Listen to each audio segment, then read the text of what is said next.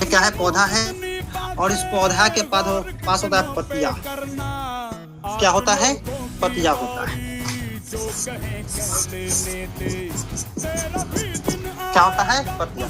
ये क्या हो गया? पौधा हो गया। पौधा में क्या होता है? पत्तियां होता है, और पत्तियों में छोटे छोटे छिद्र होते हैं। क्या होते हैं?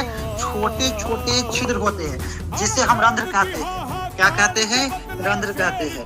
छोटे छोटे छिद्र किसमें होता है? पत्तियों में होता है, जिसे हम लोग क्या कहते हैं? रंध्र कहते हैं। और इसी रंध्र के माध्यम से पेड़ पौधे में O2 बाहर निकलता है, बाहर निकलता है, और CO2 अंदर आता है, और इसी रंध्र के माध्यम से वाष्पीकरण की प्रक्रिया भी होती है। किस प्रक्रिया होती है? वाष्पीकरण की प्रक्रिया होती है।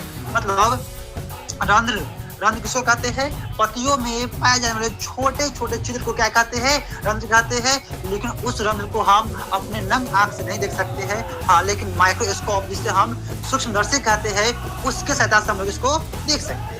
ओके, तो पत्तियों में क्या होता है? छोटे छोटे छिद्र होते हैं, ठीक, जिसे हम लोग क्या कहते हैं? रंध्र कहते हैं। क्या कहते हैं? रंध्र कहते हैं। और इसी रंध्र के माध्यम से O2 बाहर निकलता है, CO2 अंदर आता है, और रंध्र के माध्यम से ही वाष्पीकरण की प्रक्रिया होती है। रंध्र के द्वार पे एक द्वार कोशिका होता है। क्या होता है? द्वार कोशिका होता है। यही द्वार कोशिका का काम है। तुमसे पूछेगा किस कोशिका के कारण रंध्र खुलता है और बंद होता है, तो इसका आंसर होगा द्वार कोशिका। जैसे द्वारपाल होता है, उसी प्रकार द्वार कोशिका होता है। द्वार कोशिका का काम होता है रंध्र को खोलना और बंद होना। ओके, जो कहाँ पाई जाती है रंध्र? तो पत्तियों में। अब देखिए, सबसे अधिक भोजन बनता है पत्तियों में। कहाँ बनता है?